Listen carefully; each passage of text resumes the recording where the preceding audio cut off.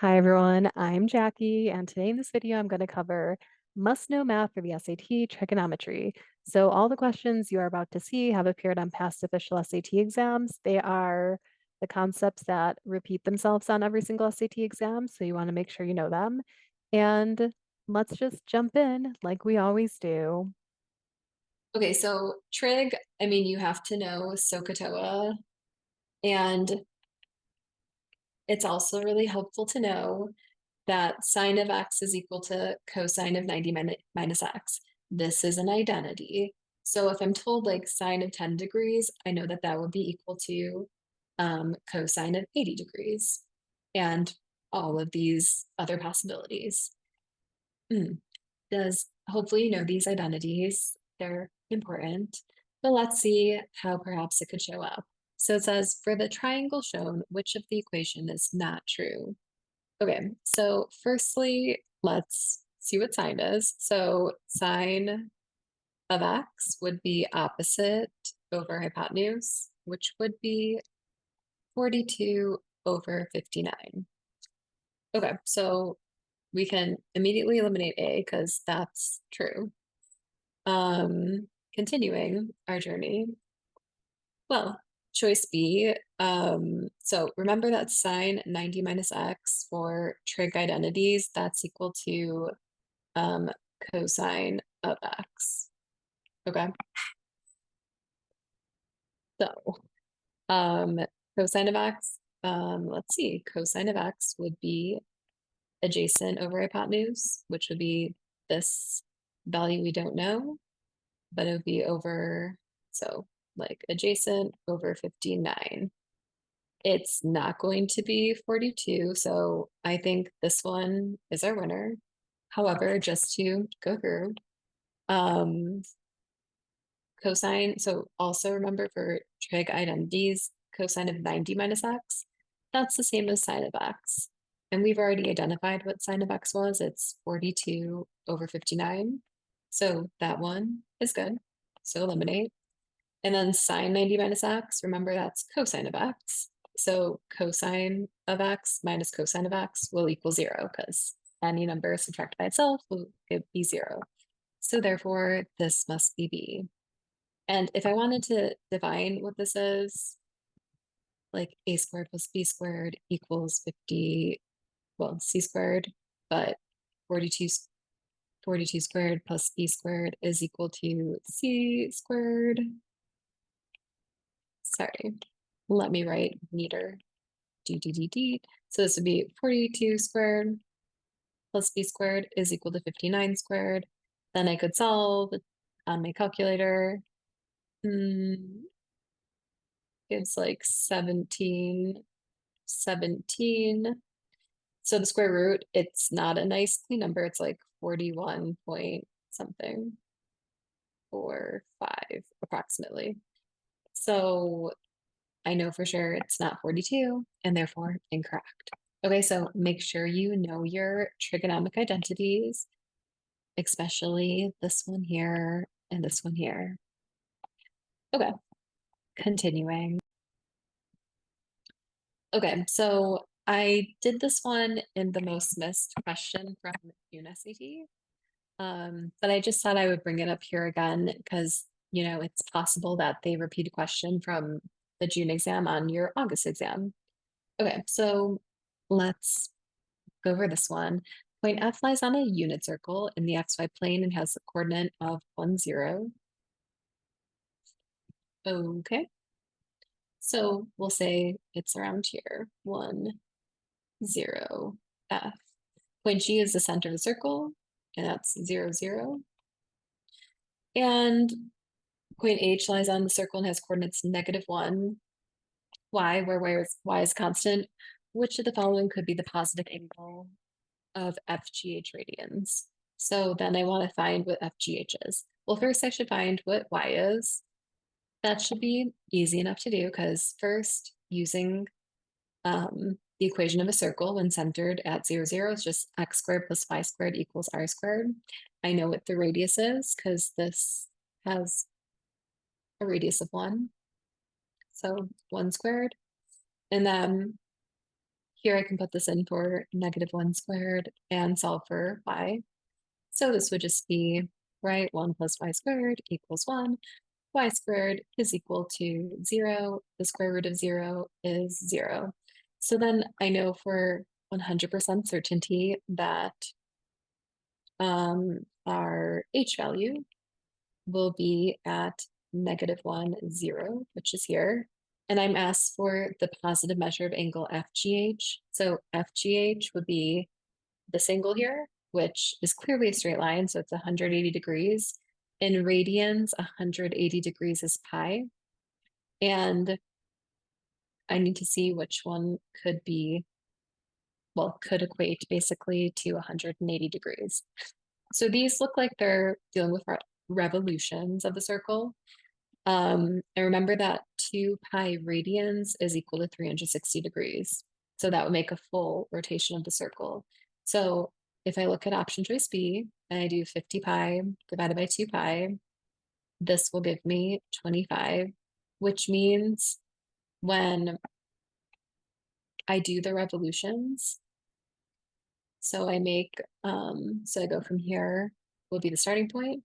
This would make 1 revolution, 2 revolutions, all the way until till 25. So 25 revolutions takes me back here. Um, However, I need to put in that extra, I need to get to FGH, which is an extra pi. So this is just 25. It won't take into account this angle here. So, but if I do 50 pi plus pi, this accounts for the extra 180 degrees, so it's got to be 51. Hopefully that makes sense and is amazing to everyone watching this video. But let's look at this problem. So this one says that cosine 4a is equal to sine of 2b, and what is the value of a? Okay, so, and then this one, well, first, I know a triangle has 180 degrees, so I would do a plus b plus 143 is equal to 180 degrees. And then I would get that a plus b is equal to 30, oops, it's equal, yes, I can still do math in my head. 37 degrees. So that would mean that b is equal to 37 minus a. Okay, so that's all good and interesting. And then also just going back to cosine for a is equal to sine of 2b. So if I want to get the value of a, I'm going to put this in, like this would be cosine of 2b, right? So I would be like, all right, so cos for a is equal to cosine of 90 minus 2b. Does everyone agree with my findings? And then that means that the angles inside cosine, they must be equal to each other. Otherwise, this equation couldn't be true. So then I can just set for a equal to 90 minus 2b. And then I know also what b is equal to, right? 37 minus a. So let's substitute that in here. Do, do, do, do. 90 minus 2 times 37 minus a, which would be 4. A is equal to 90. Minus 2 times 37, 74. And then this would be plus 2a, right? Because -2 times -a. And then I would have 4a is equal to 16 plus 2a. 2a is equal to 16, and a is equal to 8, which looks like that would be the correct answer. Okay, amazing trig problem.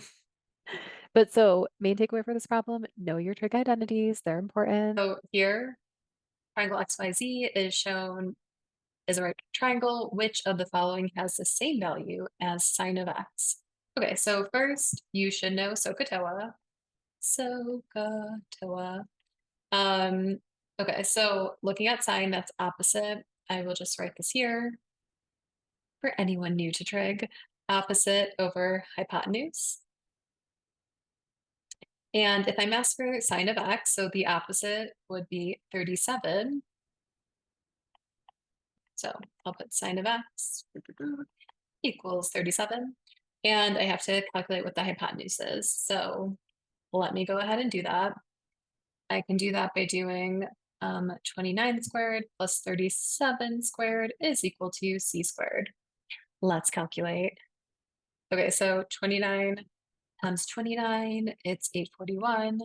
And 37 squared is 1,369 is equal to c squared. So I have 2210 is equal to c squared. And then final step is that I need to take the square root. And so the square root of this is not pretty. It is 47.01. Well, it's like 0.063. It's a non-terminating decimal, but that's okay. So we'll say this is 47.01. So this is 47.01. And I'm looking for the answer that will provide me the same. So let's look at the choices. I mean, just looking at this, it's going to be cosine of y. And I know that through theorem that since these two angles, both x and y, they're complementary angles, it's always true then that sine of x will be equal to the cosine of y. It's the sine and cosine relationship, which basically equals us like sine 90 minus x. This is a theorem that you can know for the exam is equal to cosine of x, and likewise cosine 90 minus x is equal to sine of x. So I know from there, but just to prove that I am true, or it is correct, if I do cosine of y, cosine is adjacent over hypotenuse. And if I look at y, it's going to be adjacent 37 over 47.1. So I've just proven that to be true. And if you try out the other ones, like if I did cosine of x, that is 29 over 47.01, that doesn't work. Tan of y, that would be 29 over 37, so it doesn't work. And tan of x would be, it's 37 over 29. Okay, so therefore it is indeed cosine of y. But really it's just testing this amazing trigonomic identity. Continuing our journey. Oh my goodness, a trig question. Okay, so we have 2 cosine 90 degrees minus a. I'll continue times cosine b plus sine of a plus y degrees multiplied by sine 90 degrees minus b, where sine of a degrees is equal to 0.50, cosine of b degrees is equal to 0.99. 0 degrees is less. Okay, so b is in between 0 and 90. What is the value of the given expression when y equals 0? Okay, so you definitely want to know and utilize your trigonomic identities here. So let's apply them. So remember, like in general, cosine of 90 minus x is equal to sine of x, right? So looking here, I can say cosine 90 minus a, that's the same as sine of a. Likewise, here, sine 90 minus b, that's going to be equivalent to the cosine of b. Okay, so that can help us simplify because knowing that, I can be like, okay, so here, this is just another way to say sine of a. So I would have 2 sine of a times cosine b plus sine of a plus y. So just to show this one to you, it says when y equals 0, put in 0 here. So this would be sine of a plus 0, which is the same as sine of a. So this would be sine of a. And then times sine 90 minus b. Remember, I'm making this to cosine. So it's multiplied together. So times cosine of b. Okay. And so I have this plus sign in front. I have two values that are the same, cosine B. I could factor it out. This would be the same as cosine of B. Um, when I combine them together, it would be like cosine B multiplied by 2 sine A plus sine A. That's an A. Which becomes, so basically cosine B times 3 sine A. So remember, there's like this invisible one in front. Okay, and then my final mission, if it says that cosine of B is 0.99, so I'm going to go ahead, substitute it in, 0.99, and then multiplied by 3 sine of A, and sine of A is just 0.5, so 3 times 0.5, and that should give me my answer, which, let's see what that is. Times, oh my goodness, it's equal to 1.485. And that would be our answer. But you see how basically this is just knowing your trig identities and just the very classic ones that cosine of 90 minus x is equal to sine of x, and sine of 90 minus x is equal to cosine of x. Trig identities. Amazing. Okay, so make sure you know all these concepts for whenever you take your next SAT exam. And if you like this video, like, rate, view, subscribe to the channel, and I will keep posting more content per usual. And I will try not to take as long as a hiatus as I did. It was only a couple weeks. Okay. So bye guys. I'll see you in the next video. Okay, amazing. I hope you found these math problems super helpful, and hopefully they do help you on the exam. So make sure you like, rate, and subscribe if you like this video. If you want to keep seeing more, share with your friends, leave comments, do whatever you want. I'm so happy to have you here, and thank you so much for watching, and I hope to see you in the next video. Bye, everyone.